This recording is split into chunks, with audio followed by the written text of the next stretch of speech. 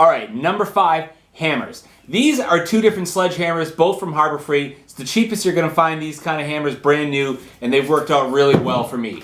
These guys are either from a pawn shop, a yard sale, or secondhand, and they've all worked out great. You get a cheap hammer, you break it, no big deal, you just get another one. Most hammers either have a wooden, a metal, or a plastic handle. It's not that complicated. It's a pretty simple tool. You shouldn't ever have to overpay for hammers. Number 4, sockets and ratchets. Remember, like I say, if you are not a professional mechanic, you don't need professional mechanics tools. Depending on the kind of work you do, you can get away with buying cheap sockets and being just fine. This Pittsburgh set was 30 bucks at Harbor Freight, and I've had nothing but good luck with the light duty mechanic work I do with this set. And this Craftsman set was about 160 bucks brand new when I bought it 6 or 7 years ago. This is a little more heavy duty than this set. I use it for some of my heavier work, and luckily, this set should last me a lifetime. There's no reason to overpay for sockets if you don't have to. Next up, battery power tools. Battery power tools are awesome. They're compact, they're portable, they're powerful, and you can use them for a lot of things. They also, however, get outdated really quickly. And what's gonna happen if you invest a lot of money in a battery powered set? It's gonna get outdated and the batteries are gonna give out.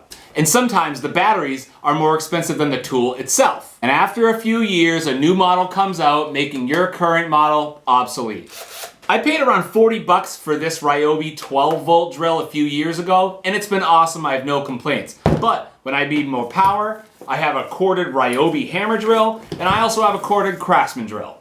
So when this thing dies out on me in a couple years, I'll just go down and get another battery-powered drill. Hey, I at least get a new tool every couple years.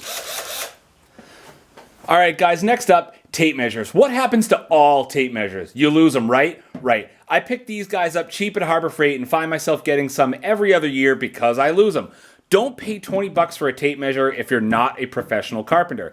These cheap guys do the trick just fine, and you can afford to get a bunch of them just to keep anywhere in the house or just to have them for when you lose them. Don't overpay for tape measures. All right, guys, number 1 on my list of tools you should never overpay for are toolboxes. I will never understand how people pay thousands of dollars for a toolbox for home use.